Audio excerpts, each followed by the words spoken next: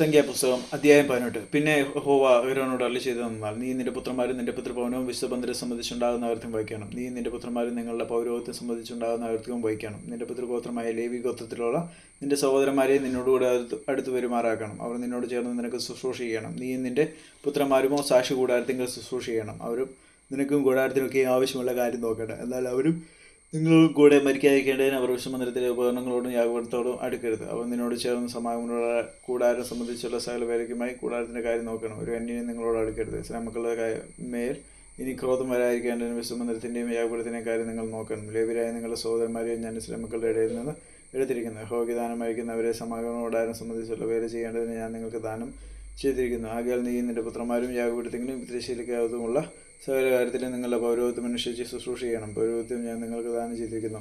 എന്നെ അടുത്ത് വന്ന മരണശിക്ഷ അനുഭവിക്കണം. ഹോപ്പിനെയും അഹരോനോട് അരുളിച്ചെയ്തു, ഇതാ എൻ്റെ ഉദരചാർപ്പണങ്ങളുടെ കാര്യം ഞാൻ നിന്നെ പരിമേൽപ്പിച്ചിരിക്കുന്നു. ഇസ്രായേൽ മക്കളുടെ സകല വസ്തുക്കളിലും അവയെ ഞാൻ നിനക്ക് നിന്റെ പുത്രന്മാർക്ക് ഓഹരിയായും ശാസ്ത്രാവകാശമായും തന്നിരിക്കുന്നു. തീയിൽ ദഹിപ്പിക്കാത്തതായി അതിവിശുദ്ധ വസ്തുക്കളെ വെച്ച് ഇത് നിനക്കുള്ളതായിരിക്കണം. അവർ എനിക്ക് അർപ്പിക്കുന്ന അവരുടെ എല്ലാ വഴിപാടും സകല ഭോജനയാകും, സകല പാപിയാകും, സകല അകൃതിയാകും അതിവിശുദ്ധമായി നിനക്കും നിന്റെ പുത്രന്മാർക്കും ഇരിക്കണം. അതിവിശുദ്ധ വസ്തുവായിട്ട് അത് ഭക്ഷിക്കണം. ആണുങ്ങളില്ലാതെ ഭക്ഷിക്കണം.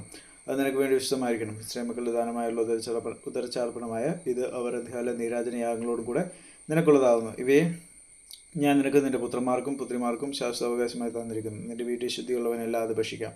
എണ്ണയിൽ വിശേഷമായതൊക്കെയും പുതുവീഞ്ഞിലും ധാന്യത്തിലും വിശേഷമായതൊക്കെയും ഇങ്ങനെ അവർ യഹോവയ്ക്ക് അർപ്പിക്കുന്ന ആദ്യഫലമൊക്കെയും ഞാൻ നിനക്ക് തന്നിരിക്കുന്നു. അവർ തങ്ങളുടെ ദേശത്തുള്ള എല്ലാവരിലും യഹോവയ്ക്ക് കൊണ്ടുവരുന്ന ആദ്യഫലങ്ങൾ നിനക്കായിരിക്കണം. നിന്റെ വീട്ടിൽ ശുദ്ധിയുള്ളവനെല്ലാം അത് ഭക്ഷിക്കാം. ഇസ്രായേലിൽ ശബ്ദാർപ്പിതമായതൊക്കെയും നിനക്കിരിക്കണം. മനുഷ്യരിലാകട്ടെ മൃഗങ്ങളിലാകട്ടെ സകലയിടത്തിലും അവർ യഹോവയ്ക്ക് കൊണ്ടുവരുന്ന കടിഞ്ഞൂലൊക്കെയും നിനക്കിരിക്കണം. മനുഷ്യൻ്റെ കടിഞ്ഞൂലിനെയോ വീണ്ടെടുക്കണം, അശുദ്ധ മൃഗങ്ങളുടെ കടിഞ്ഞൂലിനെയോ വീണ്ടെടുക്കണം. വീണ്ടെടുപ്പിലെയോ 1 മാസം മുതൽ മേലോട്ട് പ്രായമുള്ളതിന് നിന്റെ മതിപ്രകാരം 5 ശേക്കൽ ദിവ്യം കൊടുത്ത് വീണ്ടെടുക്കണം. ശേക്കൽ ഒന്നിന് 20 ഗേര പ്രകാരം വിശുദ്ധമന്ദിരത്തിലെ തൂക്കം തന്നെ. എന്നാൽ പശു, ആട്, കോലാട് എന്നിവയുടെ കടിഞ്ഞൂലിനെ വീണ്ടെടുക്കരുത്. അവ വിശുദ്ധമാകുന്നു. അവയുടെ രക്തം യാഗപീഠമേ തളിച്ച് മേധസ് യഹോവയ്ക്ക് സൗരഭ്യവാസനയായി ദേവനീയമായി ദഹിപ്പിക്കണം. നീരാജനം ചെയ്ത നെഞ്ചും വലത്തെ കൈക്കുറുകും നിനക്കുള്ളതായിരിക്കുന്ന പോലെ തന്നെ അവയുടെ മാംസവും നിനക്കിരിക്കണം. ഇസ്രായേൽ മക്കൾ യഹോവയ്ക്ക് അർപ്പിക്കുന്ന വിശുദ്ധ വസ്തുക്കളെ ഉദരചാർപ്പണങ്ങളെല്ലാം ഞാൻ നിനക്കും നിന്റെ പുത്രന്മാർക്കും പുത്രിമാർക്കും ശാസ്ത്രാവകാശമായി തന്നിരിക്കുന്നു. യഹോവയുടെ സന്നിധി നിനക്കും നിന്റെ സന്തതിക്കും ഇത് എന്നേക്കൊരു ലവണ നിയമമാകുന്നു. പിന്നെയും അഹരോനോട്, നിനക്ക് അവർ ഭൂമിയിലൊരു അവകാശവും ഉണ്ടാകരുത്. അവരുടെ ഇടയിൽ നിനക്ക് ഒരു ഓഹരി മറ്റേത്. ഇസ്രായേൽ മക്കളുടെ ഇടയിൽ ഞാൻ തന്നെ നിന്റെ ഓഹരിയും അവകാശമാവുന്നു എന്ന് അരുളിച്ചെയ്തു. ലേവ്യർക്കോ ഞാൻ സമാഗമന കൂടാരം സംബന്ധിച്ച് അവർ ചെയ്യുന്ന വേലയ്ക്ക് ഇസ്രായേലിലുള്ള ദശാംശം എല്ലാം അവകാശമായി കൊടുത്തിരിക്കുന്നു. ഇസ്രായേൽ മക്കൾ പാപം വഹിച്ച് മരിക്കാതിരിക്കേണ്ടതിന് മേലാൽ സമാഗമന കൂടാരത്തോട് അടുക്കരുത്. ലേവ്യർ സമാഗമന കൂടാരം സംബന്ധിച്ചുള്ള വേല ചെയ്യുകയും അവർ അകൃത്യം വഹിക്കുകയും വേണം. അത് തലമുറയായി എന്നേക്കുമുള്ള ചട്ടമായിരിക്കണം. അവർക്ക് ഇസ്രായേൽ മക്കളുടെ ഇടയിൽ അവകാശം ഉണ്ടാകരുത്.